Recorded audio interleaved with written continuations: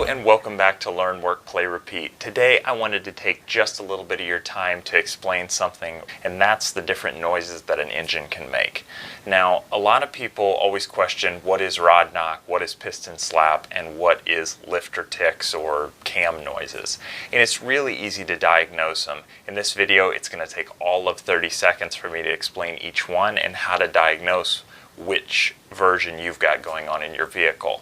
One big thing is to always make sure that the oil's freshly changed or recently changed in your vehicle. That's going to ensure any particulates floating around in the oil or things maybe plugging up lifters and that sort of thing can be cleaned or flushed out of the engine so that you can make a better diagnosis. Second, the thing you're really going to need is a metal rod. Any sort of metal rod will work, one preferably that fits inside the opening of your ear. A lot of people recommend using a stethoscope or otherwise. Those can be expensive as well as they can be difficult to use when you're in a hot engine bay. Now the first one that I want to talk about is rod knock. This is the worst out of all of them. It's due to a failed bearing in the bottom end of the engine. This is mostly caused because of either dirt and materials flowing through the oil galleries, getting stuck in the bearing surface and then wearing away the bearings of the crank, or it can be because of lack of oiling, which then causes the bearing to spin in the race, which can completely destroy not only the bearing journal but also the crankshaft. Now the next thing you want to do is try a heavier weight oil. Going up to a 20W50 or even just a flat 50 weight oil can a lot of times dampen that sound by filling that bearing gap. You can sometimes prolong the life of the engine, but if you have a rod knock, chances are that engine's going to need to be pulled. The first way I recommend diagnosing piston slap is using a borescope. This is a tiny camera you can plug into a smartphone or a laptop that will give you better look inside the cylinder. You just want to stick it inside and run a ring around the cylinder to see if you see any scoring on the walls. Now the easiest way to check with the metal rod for this is taking it and setting it right against the exhaust. What's going to happen if you have piston slap is when that piston comes up, it's going to rock in the cylinder bore, and that's what's making the clicking sound. Now the third and final problem is valve train noise. It's really easy to figure this one out. It's going to be a top end noise and is always a tick. If you hear a knock, it is not valve train in 99.9% of the cases.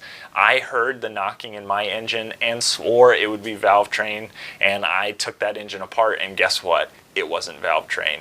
99% of the time people who say, oh, it's just a valve train issue, put some gum out or put some seafoam in it, well, chances are that person just doesn't want to deal with the problem or doesn't want to explain what's actually going on.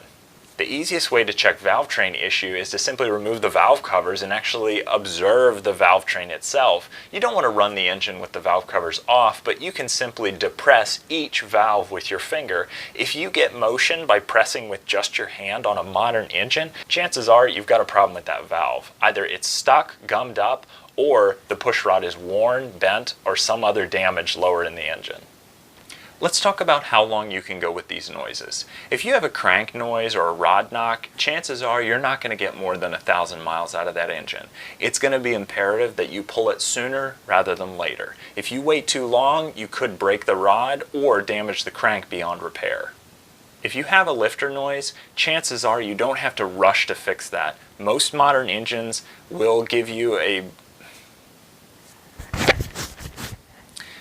If you have lifter noise, chances are you can push that quite a long time, 5, maybe 10,000 miles. Now it's not good for the engine and you're definitely going to throw metal particulates all through the oil, and that's just because of the slapping of metal on metal, but it's something you don't have to run out immediately and repair. Now let's talk about the last one, which is what my truck did. Having piston slap is probably not the best thing in the world, but the engine can be run without an issue for thousands of miles. You can get upwards of 10,000 miles out of an engine with piston slap as long as you use heavier weight oil and you're not really hard on the throttle. Thanks for watching. If you like what you've seen, click the subscribe and the thumbs up button. Also, feel free to follow me on Instagram. It's @road_wars. You can check out all my projects and keep up to date on what's going on, and there's a lot of cool content that you might be interested in. Thanks for watching.